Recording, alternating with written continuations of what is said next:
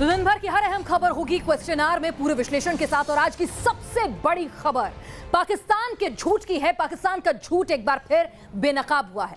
पाकिस्तान की जेल में बंद कुलभूषण जाधव के साथ पाकिस्तान की सरकार किस तरह का बर्ताव कर रही है, ये बात हर कोई जानता है।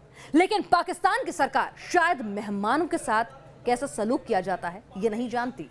कल कुलभूषण जाधव की मां और पत्नी ने उनसे मुलाकात की थी, लेकिन इस दौरान पाकिस्तान के अधिकारियों ने जिस तरह का व्यवहार उनके साथ किया, वो पाकिस्तान की मंशा को कटघरे में खड़ता है। मुलाकात के नाम पर कुलभूषण की मां और पत्नी के कपड़े बदलवाए गए, पत्नी का मंगलसूत्र हटवा दिया गया, पत्नी की चूड़ियां बिंदी उतरवा दी गई, यहां तक कि उनकी मां को अपने बेटे से मराठी में बात भी नहीं करने दिया गया। ये पाकिस्तान का रवैया था। कुलभूषण जाधव पर पाकिस्तान का काला चेहरा दुनिया ने 24 घंटों में बार बार देखा। पहली बार तब जब पाकिस्तान ने कुलभूषण को मां और पत्नी से मिलने का मौका तो दिया, लेकिन बीच में शीशे की दीवार खड़ी कर दी। हिंदुस्तान में बैठा हर शख्स इन तस्वीरों को देखकर हैरान रह गया। दुनिया में भी पाक की फजीहत होने लगी, लेकिन इससे बड़ा सच अभी सामने आना बाकी था। जब कुलभूषण जाधव की पत्नी और मां हिंदुस्तान आई तो उन्होंने पाकिस्तान की बेशर्मी और करतूतों की पोल खोल कर रख दी। दो मुहा पाकिस्तान एक बार फिर बेनकाब हो गया। पाकिस्तान में कुलभूषण की मां और उनकी पत्नी के साथ किस तरह का सलूक किया गया, उन्हें किस तरह की मानसिक यातनाओं से जूझना पड़ा, यह सुनकर हर भारतीय का खून खौल उठा है। जिस मुलाकात को पाकिस्तान मानवता का नाम दे रहा था, वो मुलाकात एक अपमान से कम नहीं था। हिंदुस्तान लौटकर कुलभूषण की पत्नी और उनकी मां ने विदेश मंत्रालय को जब सारा माजरा बताया तो भारतीय अधिकारियों ने पाकिस्तान से कड़ा ऐतराज जताया है। श्री जाधव की मां को उनकी मातृभाषा में बात करने से रोका गया। हालांकि बातचीत का ये एक स्वाभाविक माध्यम है। बातचीत के दौरान उन्हें बार बार टोका गया और अंततः उन्हें आगे बढ़ने से रोका गया। विदेश मंत्रालय ने साफ साफ कहा कि पाकिस्तान ने मुलाकात से पहले किए गए वादे को न सिर्फ तोड़ा है, बल्कि सारी मर्यादाओं की भी धज्जियां उड़ा दी है। सिक्योरिटी के नाम पर धार्मिक और सांस्कृतिक भावनाओं से खिलवाड़ किया गया। कुलभूषण की मां और उनकी पत्नी के मंगलसूत्र, कंगन और बिंदी जैसे आस्था के प्रतीक उतरवा लिए गए। कुलभूषण की मां और उनकी पत्नी को मराठी में बातचीत करने की इजाजत नहीं दी गई। पाकिस्तान के अधिकारियों ने कुलभूषण से सिर्फ अंग्रेजी में बात करने का दबाव डाला। पाकिस्तान की फॉरेन मिनिस्ट्री में जाधव की पत्नी चेतना के जूते तक उतरवा लिए गए। इतना ही नहीं, पाकिस्तान के मीडिया ने जिस तरह की संवेदनहीनता दिखाई, उस पर भी भारत ने सख्त ऐतराज जताया है। पाकिस्तानी प्रेस को कई अवसरों पर परिवार के सदस्यों के निकट आने दिया गया, उन्हें परेशान किया गया और श्री जाधव के विरुद्ध झूठे और उद्देश्यपूर्ण आरोप लगाने की अनुमति दी गई। यह सब इस सहमति के बावजूद किया गया कि मीडिया को उनके नज़दीक नहीं आने दिया जाएगा। पाकिस्तान की कारगुजारियों की पोल खोलने वाली तस्वीरें देख लोग सवाल उठा रहे हैं। तस्वीरों में साफ नजर आ रहा है कि जाधव से मुलाकात से पहले उनकी मां ने सफेद रंग की साड़ी पहनी हुई थी और उन्होंने एक शॉल ओढ़ी थी, जबकि पत्नी ने लाल पीले रंग का सूट पहना था। लेकिन मुलाकात के दौरान मां और पत्नी के कपड़े बदले हुए थे। बिंदी से लेकर मंगलसूत्र तक उनके शरीर से गायब था। जाहिर है, पाकिस्तान ने कहने को तो इंसानियत के नाते इस मुलाकात को मुमकिन कराया, लेकिन उसका अंदाज कुछ ऐसा है जिससे अब बार बार इंसानियत ही शर्मसार हो रही है। यह और बात है कि पाकिस्तान के अधिकारियों की आंखों की शर्म गायब है। वो इस पर भी दलील पर दलील गढ़े जा रहे हैं। पाकिस्तान जेल में बंद कुलभूषण जाधव के परिवार के साथ हुई बदसलूकी के मामले पर अब भारत सरकार ने सख्त रुख अपनाते हुए पाकिस्तान से पूछा है कि आखिर ऐसा रवैया क्यों। जाहिर है, पाकिस्तान बौखलाया हुआ है, क्योंकि अंतर्राष्ट्रीय कोर्ट ऑफ जस्टिस ने पहले ही पाकिस्तान की किरकिरी हो चुकी है। वीडियो जर्नलिस्ट मुकेश झा के साथ सैयद आमिर हुसैन, न्यूज़ नेशन, दिल्ली। और कुलभूषण का सच छिपाने के लिए पाकिस्तान ने जिस तरह का ड्रामा रचा, उसकी पोल कल ही खुल गई थी। कुलभूषण के जख्म को छिपाने के लिए पाकिस्तान ने ढीले कोट और मेकअप का भी सहारा लिया, लेकिन वो ज्यादा देर तक टिक नहीं सका। कुलभूषण के साथ पाकिस्तान कैसा बर्ताव कर रहा है, ये बात अब बाहर आ चुकी है। कुलभूषण के परिवार वालों ने विदेश मंत्रालय के सामने उसके हालात के बारे में भी बयां किया है। साफ है कि पाकिस्तान की जेल में कुलभूषण जरा भी। तो दिन भर की हर अहम खबर होगी क्वेश्चन आवर में पूरे विश्लेषण के साथ। और आज की सबसे बड़ी खबर पाकिस्तान के झूठ की है। पाकिस्तान का झूठ एक बार फिर बेनकाब हुआ है। पाकिस्तान की जेल में बंद कुलभूषण जाधव के साथ पाकिस्तान की सरकार किस तरह का बर्ताव कर रही है, ये बात हर कोई जानता है। लेकिन पाकिस्तान की सरकार शायद मेहमानों के साथ कैसा सलूक किया जाता है, ये नहीं जानती। कल कुलभूषण जाधव की मां और पत्नी ने उनसे मुलाकात की थी, लेकिन इस दौरान पाकिस्तान के अधिकारियों ने जिस तरह का व्यवहार उनके साथ किया वो पाकिस्तान की मंशा को कटघरे में खड़ता है। मुलाकात के नाम पर कुलभूषण की मां और पत्नी के कपड़े बदलवाए गए, पत्नी का मंगलसूत्र हटवा दिया गया, पत्नी की चूड़ियां बिंदी उतरवा दी गई, यहां तक कि उनकी मां को अपने बेटे से मराठी में बात भी नहीं करने दिया गया। ये पाकिस्तान का रवैया था। कुलभूषण जाधव पर पाकिस्तान का काला चेहरा दुनिया ने 24 घंटों में बार बार देखा। पहली बार तब जब पाकिस्तान ने कुलभूषण को मां और पत्नी से मिलने का मौका तो दिया, लेकिन बीच में शीशे की दीवार खड़ी कर दी। हिंदुस्तान में बैठा हर शख्स इन तस्वीरों को देखकर हैरान रह गया। दुनिया में भी पाक की फजीहत होने लगी, लेकिन इससे बड़ा सच अभी सामने आना बाकी था। जब कुलभूषण जाधव की पत्नी और मां हिंदुस्तान आई तो उन्होंने पाकिस्तान की बेशर्मी और करतूतों की पोल खोल कर रख दी। दो मुंहा पाकिस्तान एक बार फिर बेनकाब हो गया। पाकिस्तान में कुलभूषण की मां और उनकी पत्नी के साथ किस तरह का सुलूक किया गया, उन्हें किस तरह की मानसिक यातनाओं से जूझना पड़ा, ये सुनकर हर भारतीय का खून खौल उठा है। जिस मुलाकात को पाकिस्तान मानवता का नाम दे रहा था, वो मुलाकात एक अपमान से कम नहीं था। हिंदुस्तान लौटकर कुलभूषण की पत्नी और उनकी मां ने विदेश मंत्रालय को जब सारा माजरा बताया तो भारतीय अधिकारियों ने पाकिस्तान से कड़ा ऐतराज जताया है। श्री जाधव की मां को उनकी मातृभाषा में बात करने से रोका गया। हालांकि बातचीत का ये एक स्वाभाविक माध्यम है। बातचीत के दौरान उन्हें बार बार टोका गया और अंततः उन्हें आगे बढ़ने से रोका गया। विदेश मंत्रालय ने साफ साफ कहा कि पाकिस्तान ने मुलाकात से पहले किए गए वादे को न सिर्फ तोड़ा है, बल्कि सारी मर्यादाओं की भी धज्जियां उड़ा दी है। सिक्योरिटी के नाम पर धार्मिक और सांस्कृतिक भावनाओं से खिलवाड़ किया गया। कुलभूषण की मां और उनकी पत्नी के मंगलसूत्र, कंगन और बिंदी जैसे आस्था के प्रतीक उतरवा लिए गए। कुलभूषण की मां और उनकी पत्नी को मराठी में बातचीत करने की इजाजत नहीं दी गई। परिवार के सदस्यों के लिए भयभीत करने वाला था। कुलभूषण केस में पाकिस्तान इंटरनेशनल कोर्ट में भी मुंह की खा चुका है। पाकिस्तान के हुक्मरान भी कई बार कह चुके हैं कि कुलभूषण के खिलाफ कोई भी सबूत नहीं है, लेकिन पाकिस्तानी फौज अपने पैंतरों से कुलभूषण को जासूस करार देने में तुली हुई है। Team news nation. और अब बात सर्जिकल स्ट्राइक 2 की। भारतीय सेना के प्रहार से पाकिस्तान एक बार फिर खौफ में है।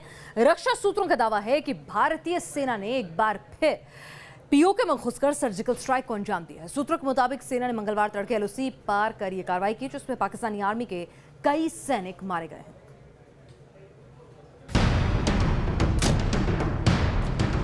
सरहद पर बारूद से खेल रही बेलगाम पाकिस्तानी फौज को फिर मिला करारा जवाब।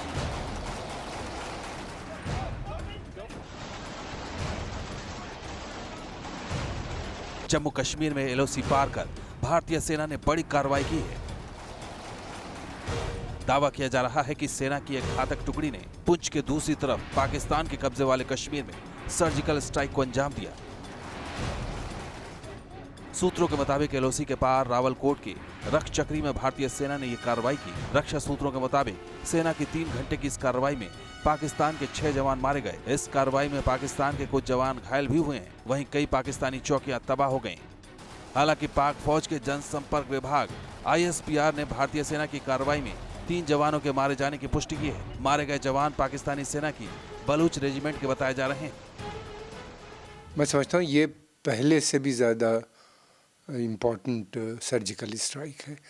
इसी इससे पहले तो मिलिटेंट कैंप को बर्बाद किया था, जिसमें काफ़ी लोग मारे गए थे बड़ी संख्या में। इस दफ़े आर्मी को मारा गया। ये टिट फॉर टैट अप्रोच है। भारतीय सेना ने जिस जगह पर यह कार्रवाई की है वो एलओसी के नजदीक का इलाका है। यहाँ पर भारतीय सेना और दूसरी तरफ पाक आर्मी के बैट दस्ते के साथ उनकी रेगुलर आर्मी के जवान और आतंकी लगातार गश्त करते रहते हैं। लेकिन जिस तरह भारत के शूरवीरों ने पाक की हिमाकत का बदला लिया है, उससे पाकिस्तान खौफजदा है। सूत्रों के मुताबिक पीओके में करीब आधा किलोमीटर अंदर घुसकर ये कार्रवाई की गई, जिसे सेना के 4 से 5 घातक जवानों की टुकड़ी ने अंजाम दिया है। दावा किया जा रहा है कि यह कार्रवाई पाक आर्मी की 59 बलूच यूनिट के 12 डिवीजन में हुई। बदला हम एकदम ले रहे हैं। पहले की तरह कि हम टाइम देख के लें, वो नहीं हो रहा है। ये इमीडिएटली कर दिया। पाकिस्तानी सीमा में घुसकर भारतीय जवानों की इस बड़ी कार्रवाई को एक और सर्जिकल स्ट्राइक के रूप में देखा जा रहा है। इस बड़ी कार्रवाई से भारतीय सेना ने फिर से साफ कर दिया है कि अगर पाकिस्तान ने हिंदुस्तान की ओर आंख उठाकर भी देखने की कोशिश की तो उसे ऐसी ही भारी कीमत चुकानी पड़ेगी। सेना की इस कार्रवाई से एक बात तो साफ है कि सेना पाकिस्तान द्वारा की जाने वाली किसी भी कार्रवाई को बर्दाश्त करने वाली नहीं है और पाकिस्तान द्वारा किए जाने वाले किसी भी हमले का दोहरा जवाब देने के लिए पूरी तरह से तैयार है। वीडियो जर्नलिस्ट एजाज अहमद के साथ शाहनवाज खान, न्यूज़ नेशन, जम्मू। और पाकिस्तान की प्रमुख अखबार डॉन की ऑनलाइन रिपोर्ट के मुताबिक रावलकोट में रख्चक्री सेक्टर में मारे गए पाकिस्तानी सैनिकों की पहचान सज्जाद, सिपाही अब्दुल रहमान और सिपाही एम उस्मान के रूप में हुई है। वहीं पाकिस्तान का घायल सिपाही अतजाज हुसैन के रूप में पहचाना गया है।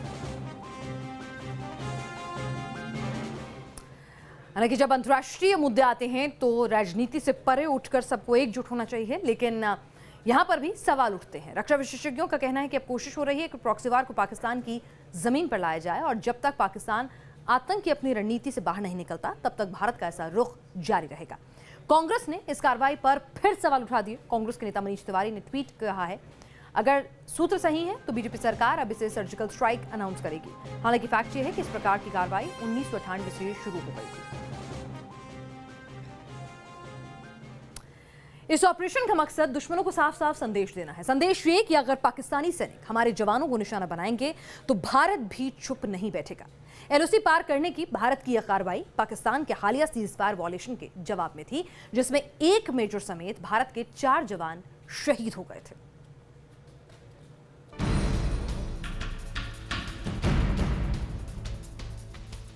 सरहद और एलओसी पर छेड़ोगे तो छोड़ेंगे नहीं। अपने ताजा हमले से भारतीय सेना ने पाक फौज को कुछ इसी अंदाज में सबक सिखाया है। भारतीय सेना ने इस हमले में एक खास पाकिस्तानी चौकी को निशाना बनाया। बताया जा रहा है कि हाल ही में पाकिस्तान के हमले में शहीद हुए 4 जवानों की शहादत का बदला लेने के लिए इस कार्रवाई को अंजाम दिया गया।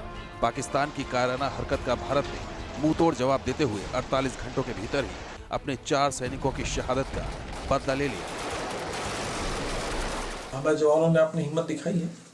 अपने साथियों को जो शहीद होना पड़ा था उनसे हमारे जवान भूले नहीं और उन्होंने पाकिस्तान के ऐसे ही आतंकी के रूप में जो वहाँ की सेना के जवान हैं उनका जवाब दे दिया है। और हम कभी भी पाकिस्तान से कमज़ोर अपने आप को नहीं मानते। इतना शक्तिशाली देश हमारा है। मैं इस कार्रवाई के लिए मैं रक्षा मंत्रालय हमारे जवानों का मैं अभिनंदन करता हूँ और यही जवाब मिलेगा पाकिस्तान को, हमेशा यही जवाब मिलेगा। इससे पहले भारतीय जवानों ने जम्मू कश्मीर के झांगड़ सेक्टर में एलओसी के पास एक पाकिस्तानी स्नाइपर कमांडो को ढेर किया था। रक्षा सूत्रों ने इस ऑपरेशन को स्थानीय स्तर का ऑपरेशन करार दिया है। ऑपरेशन के लिए टारगेट बेहद सोच समझकर तय किया गया और इस मिशन को वहां तैनात एक स्थानीय कमांडर ने अंजाम दिया, जिसके बाद देर रात तक गोलीबारी जारी रही। पाकिस्तान ने जो हरकत की पिछले दिनों, जिसमें हमारे एक मेजर और 3 जवान हमारे शहीद किए, तब से ही पाकिस्तान को एक समझ लेना चाहिए था कि भारत की फ़ौज, भारत की जनता और भारत की जो गवर्नमेंट है वो उसका पूरा जवाब देगी और अपने टाइम और अपनी चूजिंग पे ही जवाब देगी। इस साल 25 दिसंबर तक पाकिस्तान ने एलओसी और इंटरनेशनल बॉर्डर पर 881 बार युद्ध विराम का उल्लंघन किया है। भारत ने ताज़ा सर्जिकल स्ट्राइक से साफ कर दिया है कि सरहद और एलओसी पर पाकिस्तान को उसकी हर गुस्ताखी की सजा मिलेगी, चाहे उसके लिए सरहद ही क्यों न लागनी पड़े। जानकारों के मुताबिक पाकिस्तानी सैनिकों का मनोबल तोड़ने के लिए ये सर्जिकल स्ट्राइक बहुत अहम थी, क्योंकि इस दफा भारतीय सैनिकों ने पाकिस्तानी सीमा में घुसकर पाकिस्तानी सैनिकों को मार गिराया है। वीडियो जर्नलिस्ट मनोज के साथ अभिषेक पांडे, न्यूज़ नेशन, दिल्ली। विराट अनुष्का का आज मुंबई में रिसेप्शन समारोह है। सीधे आपको ले चलते हैं मुंबई और वहां तस्वीरें दिखाते हैं विराट और अनुष्का के रिसेप्शन की। बॉलीवुड की जानी मानी हस्तियां इस रिसेप्शन में शरीक होने के लिए पहुंच रही हैं। ये तस्वीरें आप देख पा रहे हैं, विराट कोहली नजर आ रहे हैं और अनुष्का ने इस बार उनके जो तमाम वार्डरोब थे वो चर्चा का विषय रहे और इस बार अनुष्का ने एक गोल्डन गाउन जो है उसे अपनी पसंद बनाया है। बालों को खुला रखा है जैसे कि आप देख रहे हैं। ट्रेडिशनल से मुंबई मायानगरी में रिसेप्शन है तो वो इंडो वेस्टर्न अटायर में शिफ्ट होती हुई नजर आ रही हैं। विराट और अनुष्का ने 11 दिसंबर को इटली में शादी रचाई थी और उसके बाद दिल्ली में उन्होंने रिसेप्शन दिया था और फिर एक रिसेप्शन बॉलीवुड के अपने तमाम दोस्तों के लिए।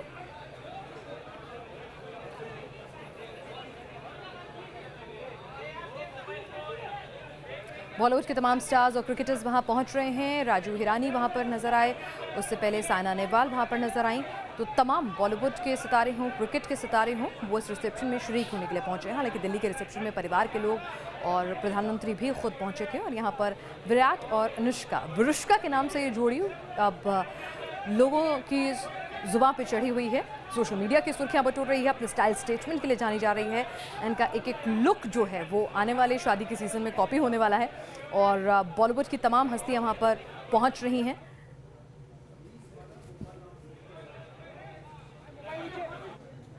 और अब बात करते हैं गुजरात में लगातार छठी बार बीजेपी की सरकार की। विजय रूपानी ने एक बार फिर गुजरात के मुख्यमंत्री के तौर पर शपथ ग्रहण किया। गांधीनगर में विजय रूपानी ने 19 मंत्रियों के साथ शपथ ली। खास बात यह रही कि समारोह में 18 राज्यों के सीएम ने शिरकत की।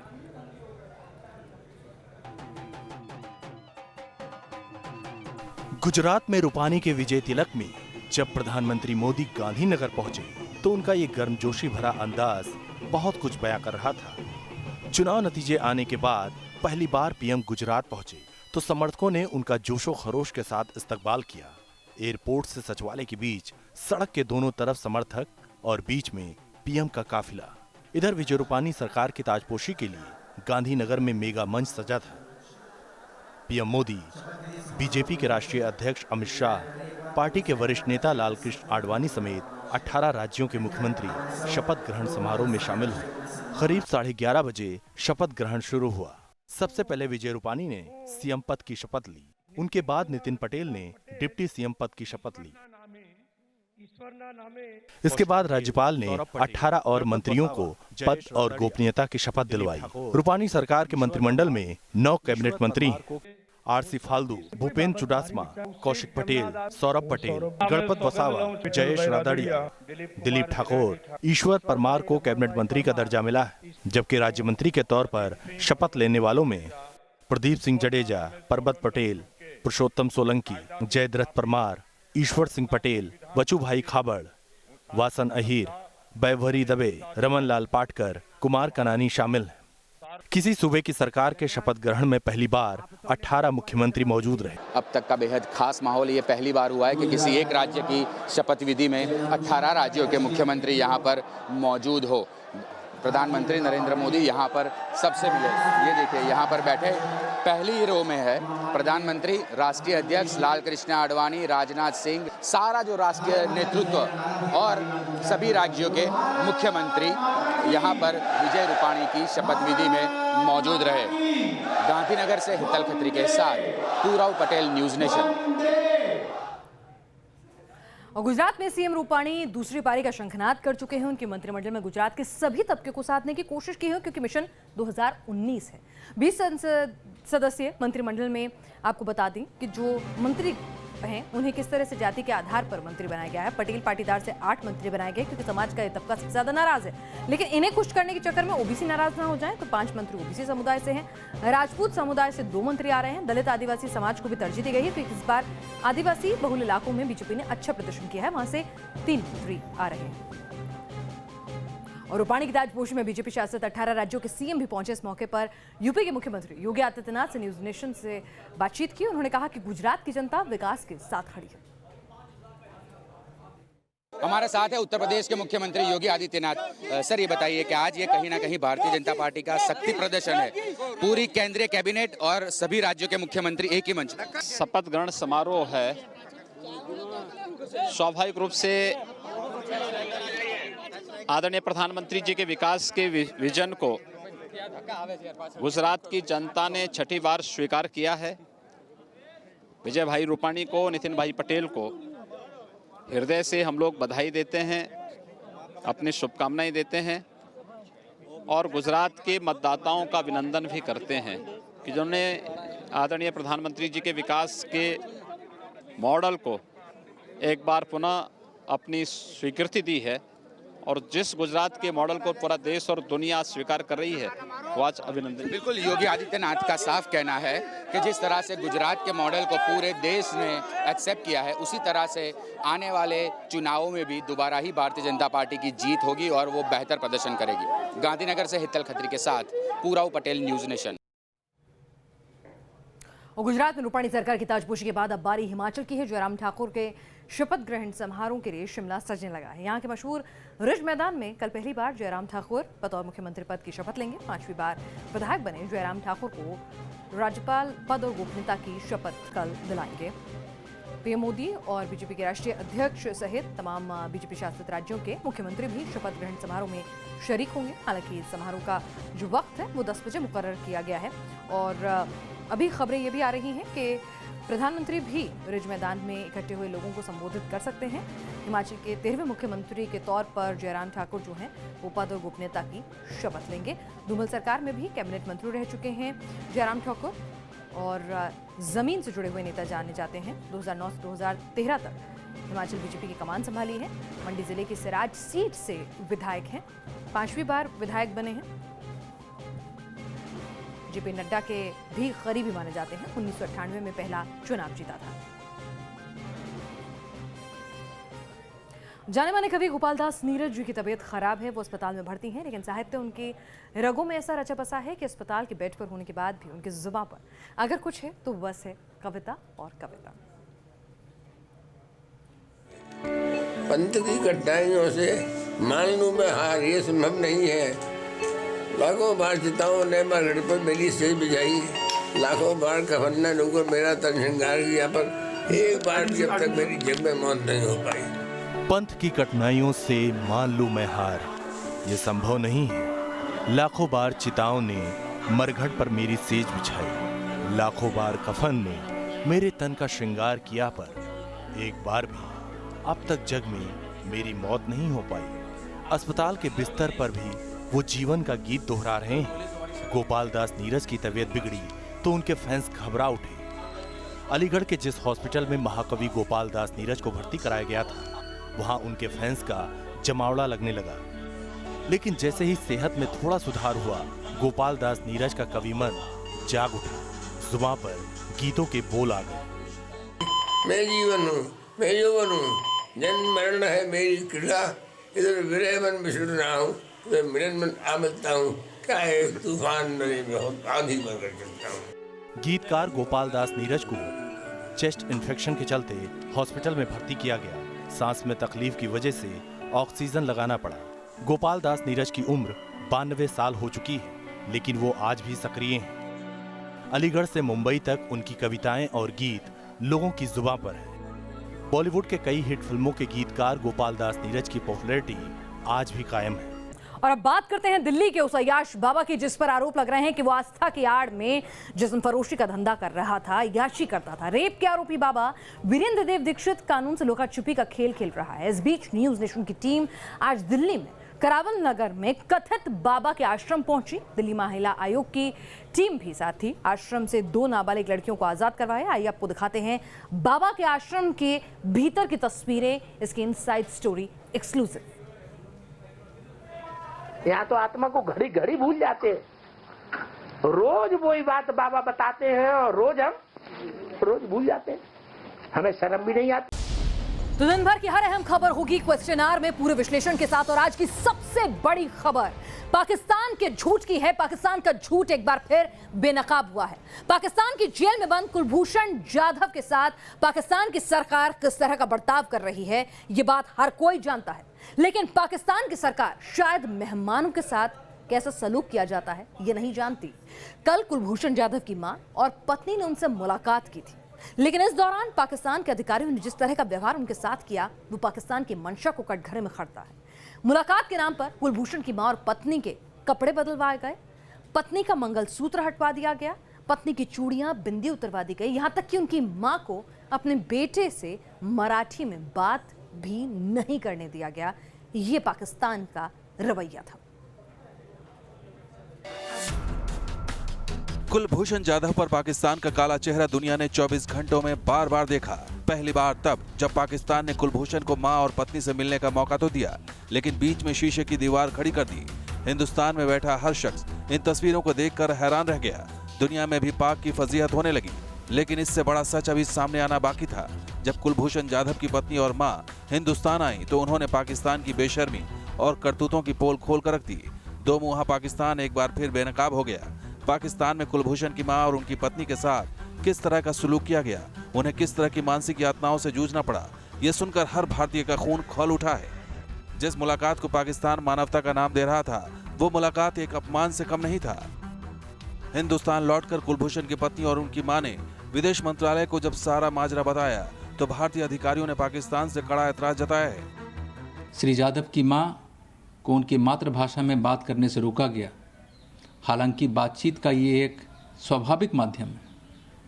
बातचीत के दौरान उन्हें बार बार टोका गया और अंततः उन्हें आगे बढ़ने से रोका गया। विदेश मंत्रालय ने साफ साफ कहा कि पाकिस्तान ने मुलाकात से पहले किए गए वादे को न सिर्फ तोड़ा है बल्कि सारी मर्यादाओं की भी धज्जियां उड़ा दी है। सिक्योरिटी के नाम पर धार्मिक और सांस्कृतिक भावनाओं से खिलवाड़ किया गया। कुलभूषण की मां और उनकी पत्नी के मंगलसूत्र, कंगन और बिंदी जैसे आस्था के प्रतीक उतरवा लिए गए। कुलभूषण की मां और उनकी पत्नी को मराठी में बातचीत करने की इजाजत नहीं थी। अश्लील है। ये पहला मौका नहीं है जब बाबा वीरेंद्र के आश्रम से लड़कियों को आजाद कराया गया है। आरोप लगाए जाते रहे हैं कि बाबा के आश्रमों में लड़कियों को बंधक बनाकर रखा जाता था। बाबा वीरेंद्र के आश्रमों में आस्था की आड़ में अय्याशी की जाती थी। बाबा वीरेंद्र के आश्रम का सच जानने के लिए न्यूज नेशन की टीम आश्रम के अंदर पहुंची। न्यूज नेशन आपको बाकायदा उसी आश्रम में लेकर चल रहा है। बाकायदा एक एक तस्वीर जो है वो दिखाने की कोशिश कर रहा है। आध्यात्मिक ज्ञान दिया जाता है, आध्यात्मिक यहाँ कन्याओं की। तो दिन भर की हर अहम खबर होगी क्वेश्चन आवर में पूरे विश्लेषण के साथ। और आज की सबसे बड़ी खबर पाकिस्तान के झूठ की है। पाकिस्तान का झूठ एक बार फिर बेनकाब हुआ है। पाकिस्तान की जेल में बंद कुलभूषण जाधव के साथ पाकिस्तान की सरकार किस तरह का बर्ताव कर रही है, ये बात हर कोई जानता है। लेकिन पाकिस्तान की सरकार शायद मेहमानों के साथ कैसा सलूक किया जाता है ये नहीं जानती। कल कुलभूषण जाधव की मां और पत्नी ने उनसे मुलाकात की थी, लेकिन इस दौरान पाकिस्तान के अधिकारियों ने जिस तरह का व्यवहार उनके साथ किया वो पाकिस्तान की मंशा को कटघरे में खड़ता है। मुलाकात के नाम पर कुलभूषण की मां और पत्नी के कपड़े बदलवाए गए, पत्नी का मंगलसूत्र हटवा दिया गया, पत्नी की चूड़ियां, बिंदी उतरवा दी गई, यहां तक कि उनकी मां को अपने बेटे से मराठी में बात भी नहीं करने दिया गया। ये पाकिस्तान का रवैया था। कुलभूषण जाधव पर पाकिस्तान का काला चेहरा दुनिया ने 24 घंटों में बार बार देखा।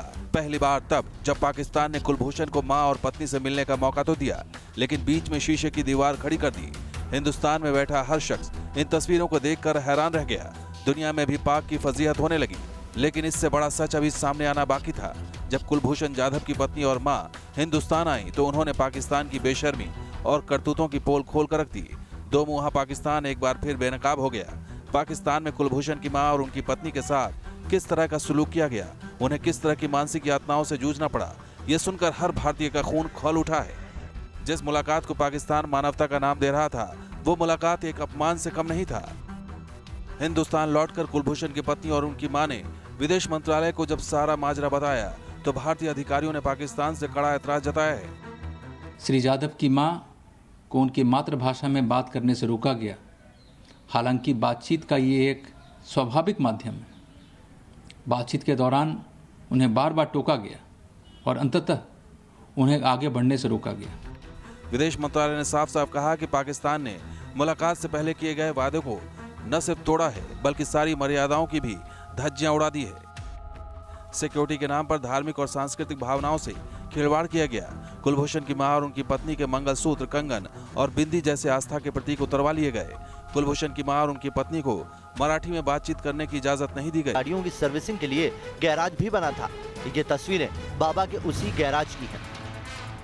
काफ़ी बड़ी जगह है जहाँ पे आराम से 10-12 गाड़ियों की आराम से सर्विसिंग हो सकती है। मतलब बाबा अपनी गाड़ियों का मेंटेनेंस भी खुद ही करवाते हैं? खुद ही, और अपने खुद के ड्राइवर होते हैं। जो कि अभी तो ये हाल भी चल रहा है कि आश्रमों से लड़कियों को निकाल के इवन लोगों के घरों में ले जाया जा रहा है लड़कियों को, क्योंकि आश्रम में तो ये सब रेड पड़ रही है। आरोप है कि बाबा अपनी गाड़ियों को लेकर भी पाखंड करता था। इल्जाम है कि वो खुद को कृष्ण का अवतार कहता था और यहाँ तक दावा करता था कि उसकी गाड़ियाँ भी पवित्र हैं। बाबा की विजय विहार स्थित आध्यात्मिक विश्वविद्यालय के बेसमेंट में एक पार्किंग थी, जहां पर करीब 12 गाड़ियों के खड़े होने की जगह है और यहां पर सिर्फ बाबा की लग्जरी गाड़ियां ही खड़ी हो सकती थी, वो गाड़ियां जिनको बाबा इस्तेमाल करता था। इन गाड़ियों को पूरी तरह पवित्र माना जाता था और इनको छूने की भी इजाज़त किसी को नहीं होती थी। बाबा की वो शिष्याएं जिनको वो कोड वर्ड दे दिया करता था वो ही इन गाड़ियों में बैठ सकती थी। नहीं, आम लड़कियां नहीं बैठ सकती है। वो किसी पर भी ऐसे आंख मूंद के विश्वास नहीं करता है। जो उसको जितना ज़्यादा सपोर्ट करती है, बिल्कुल ये कोड वर्ड ही है। मतलब जैसी हाई सीट आ गई कि प्राइम मिनिस्टर की सीट हो गई, ये इसकी है। अपने आप को खुद को प्रेसिडेंट बोलता है वो। ऐसे ही सीएम, मतलब अलग अलग डिस्ट्रिक्ट्स की डीएम हो गई, ऐसे सबको उसने पार्ट दिए हुए हैं। इल्जाम तो यहाँ तक है कि बाबा अपनी जिन गाड़ियों को पवित्र बताने का ढोंग करता था, उन गाड़ियों में वो लंबे सफर के दौरान लड़कियों को लेकर चलता था और उनका यौन शोषण करता था। साथ में तो लेकर घूमता ही है ना लेडीज को, तो फिर कैसे रहता होगा? मतलब किसी को पता भी नहीं लगने देता और ऐसे ऐसे यूज करता रहता है, बीच बीच में रुकता भी रहता है जगह जगह। बताया जाता है कि आलिशान जिंदगी जीने वाला बाबा वीरेंद्र देव दीक्षित जल्द ही हेलीकॉप्टर खरीदना चाहता था ताकि वो देश भर में फैले अपने आश्रमों तक आसानी से पहुंच सके। रुमानुल्लाह खान, न्यूज़ नेशन, दिल्ली। तो यश बाबा की करतूत खुद उसी के चंगुल में फंसी हुई एक लड़की बता रही है। आगे बढ़ते हैं, बात दिल्ली की करते हैं, जहां खेलकूद को बढ़ावा देने के लिए केजरीवाल सरकार ने अपना एक नया एक्शन प्लान पेश किया। डिप्टी सीएम मनीष सिसोदिया आज मीडिया से मुखातिब हुए। उन्होंने ऐलान किया कि ट्रेंड कोच अब बच्चों को स्कूलों में कोचिंग देंगे और ये सभी स्कूलों के लिए जरूरी है कि वो बच्चों को खेल से जोड़ें। पढ़ाई के साथ साथ खेलकूद भी। दिल्ली में केजरीवाल सरकार का यही वो प्लान है जिसे दिल्ली के सभी स्कूलों में लागू करने का ऐलान हुआ है। अब ट्रेंड कोच दिल्ली के सरकारी और प्राइवेट स्कूलों के बच्चों को कोचिंग दे सकेंगे, जिससे बच्चे स्कूल में अच्छी ट्रेनिंग हासिल कर सकेंगे। दिल्ली के गवर्नमेंट स्कूल के बच्चों को अपने अपने रेस्पेक्टिव स्पोर्ट्स की ट्रेनिंग देंगे, साथ साथ वो प्राइवेट कोचिंग भी वहाँ पे दे सकते हैं, बट वो जितने भी बच्चे हैं उसमें 50% से ज़्यादा नहीं होगी। मतलब जितने भी बच्चों को कोचिंग दे रहे होंगे तो उसमें कम से कम 50% बच्चे दिल्ली के गवर्नमेंट स्कूल्स के फ्री कोचिंग लेंगे। वहाँ स्कूल में बच्चों के लिए 18 से ज़्यादा खेल रखे गए हैं, जिसमें आउटडोर और इंडोर दोनों गेम शामिल हैं। इसमें गवर्नमेंट स्कूल के बच्चों से कोई फीस चार्ज नहीं होगी। प्राइवेट में वी कांट से, जिसकी जो फैसिलिटीज़ है उसमें वी कांट रेगुलेट। बच्चे स्कूल कैंपस में क्या सीख रहे हैं, इसकी रिपोर्ट हर 3 महीने में सरकार को भेजनी होगी। लोकल लेवल पे बहुत डिसेंट्रलाइज तरीके से इतने बड़े पैमाने पे स्पोर्ट्स की एक्टिविटीज़ को बढ़ावा मिलेगा। इसी में से फिर आने वाले समय के चैंपियंस, आने वाले समय के पार्टिसिपेंट्स निकल के आएंगे। दरअसल जगह और कोच की कमी से अक्सर बच्चे खेलों से दूर रहते हैं। अब दिल्ली सरकार की कोशिश है कि जिन स्कूलों के पास जगह नहीं है उन्हें जमीन सरकार मुहैया कराएगी और कोच भी, बशर्ते ट्रेनिंग में सरकारी स्कूल के बच्चों की अनदेखी ना हो। Team news nation. नोएडा में 2 सगी बहनों की लाश पेड़ से लटकी मिली। लाश मिलने के बाद पूरे इलाके में हड़कंप मच गया। पुलिस मामले की जांच में जुट गई, लेकिन पीड़ित मां ने अपने रिश्तेदारों पर ही कत्ल का आरोप लगा दिया है।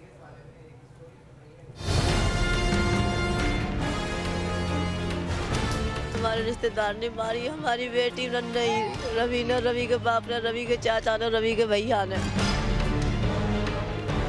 रो रो कर इस माँ की आंखें पथरा गईं।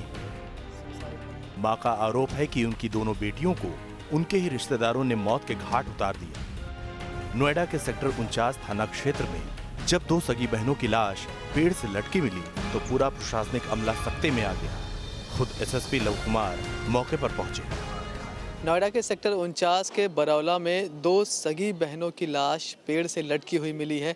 इस वक्त हम उसी जगह मौजूद हैं और सामने ये वही पेड़ है जिस पर दोनों बहनों की लाश लटकी हुई थी।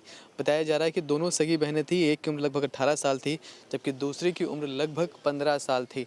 अगर मैं यहाँ के हालातों की बात करूँ तो ये पेड़ पर आप देख सकते हैं किस तरह से पेड़ के ऊपर एक जगह ये कुछ कपड़ा सा अटका हुआ है अभी भी। घर वालों का आरोप है कि उनका रिश्तेदार रवि उनकी बेटी से शादी करने की जिद करता था और फोन पर लगातार धमकियां देता था। वारदात वाली रात को भी रवि ने धमकी दी थी। वो लड़की से बोलता था, धमकी देता था कि मेरे संग शादी करोगी या नहीं। उसने मना कर दी कि नहीं, तुम्हें रिश्ते में कुछ नहीं लगता है। बड़ी लड़की को हाँ, इससे छोटी थी लक्ष्मी। तो कौन सा लड़का परेशान करता था? रवि। रवि और रवि को चाचा, रवि को भैया, रवि को बाप। देखिए, वो अपने कुछ रिश्तेदारों पे आरोप लगा रही हैं। उन आरोपों की भी जांच की जा रही है और उस दृष्टिकोण से भी देखा जा रहा है और जैसा कि मैंने बताया हर पहलू से हम लोग जांच कर रहे हैं। जो आरोप लगाए जा रहे हैं उन आरोपों के हिसाब से भी और परिस्थितियों के हिसाब से भी। मौके पर पहुंची फॉरेंसिक टीम ने सबूत इकट्ठा कर लिए हैं और जांच में जुट गई। पुलिस मामले की हर एंगल से जांच कर रही है। वीडियो जर्नलिस्ट नवीन चौहान के साथ मनीष चौरसिया, न्यूज नेशन, नोएडा। और यूपी के हाथरस के सिकंदरा गांव में जब बिजली पहुंची तो गांव का माहौल किस तरह बदल गया। ऐसा लग रहा था मानो वहां पर कोई त्योहार है। लोग एक दूसरे को मिठाइयां खिलाने लगे और ऐसा लाजमी भी था क्योंकि आज़ादी के 70 साल बाद, सही सुन रहे हैं आप, 70 साल बाद इस गांव का अंधेरा छटा था। देश को आजाद हुए 70 साल का लंबा वक्त बीत गया, लेकिन यूपी के हाथरस के सिकंदरा गांव को अब जाकर रोशनी नसीब हुई है। गांव में जब बिजली आई तो लोगों की खुशी का ठिकाना नहीं रहा। गांव वालों ने एक दूसरे को मिठाइयां खिलाकर खुशी का इजहार किया। लोग इस बात से खुश हैं कि अब उनके बच्चे बिजली की रोशनी में पढ़ सकेंगे। हम अंधेरे में पढ़े, हमारे बच्चे भी अंधेरे में पढ़े, लेकिन आने वाली नवयुवक पीढ़ी ने, हमारे जो बच्चे हैं, उन्होंने बड़ी कोशिश की और कोशिश करने के बावजूद आज हमारे गांव में लाइट आ चुकी है। लंबे अरसे बाद यूपी का सिकंदरा गांव जगमगाने जरूर लगा है, लेकिन देश में अब भी न जाने कितने गांव हैं जहां अब भी बिजली नसीब नहीं हुई है। देश के कई गांवों को अब भी अंधेरा छटने का इंतजार है। Team news nation. देश में सरकारें बदलती हैं लेकिन नहीं बदलती है तो देश के किसानों की हालत। किसान अपने खून पसीने की कमाई से फसल पैदा करता है, लेकिन उसको फसल की लागत का दाम भी नहीं मिल पाता और थक हार कर उसे अपनी ही फसल को फेंकना पड़ जाता है। ताजा मामला उत्तर प्रदेश के हाथरस का है, जहां पर किसानों ने आलू को किस तरह से फेंक दिया, आप देखिए जरा।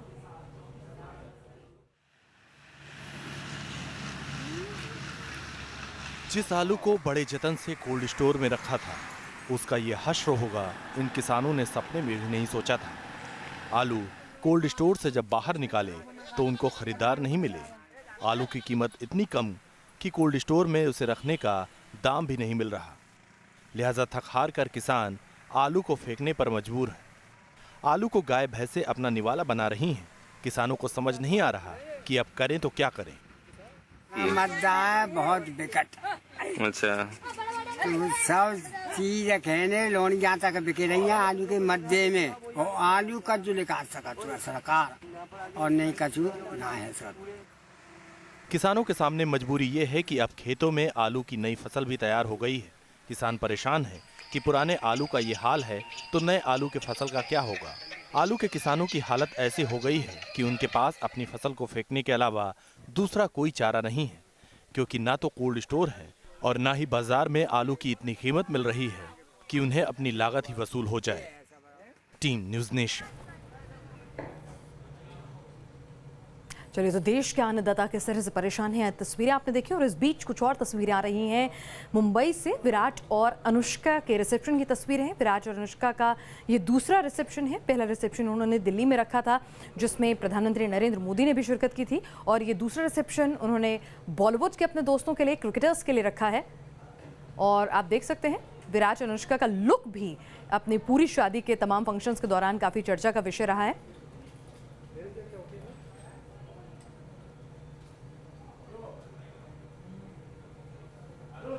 चलिए, तो तमाम खास लोग पहुंच रहे हैं, चाहे वो खेल की हस्तियां हों। साइना नेहवाल पहुंची हैं, विधु विनोद चोपड़ा पहुंचे, राजू हिरानी पहुंचे हैं, तमाम क्रिकेटर्स जो हैं, चेतेश्वर पुजारा हों, तमाम शिखर धवन दिल्ली के रिसेप्शन में भी थे, सुनील गावस्कर यहाँ पर नज़र आ रहे हैं।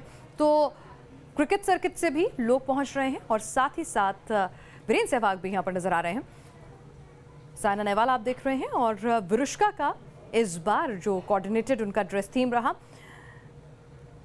यहाँ पर अनुष्का ने गोल्डन इंडो वेस्टर्न लुक का लहंगा अपने लिए अटायर जो है सुना, और अपने बालों को और अपने मेकअप को और अपनी ज्वेलरी को काफ़ी सिंपल और मिनिमल रखा है।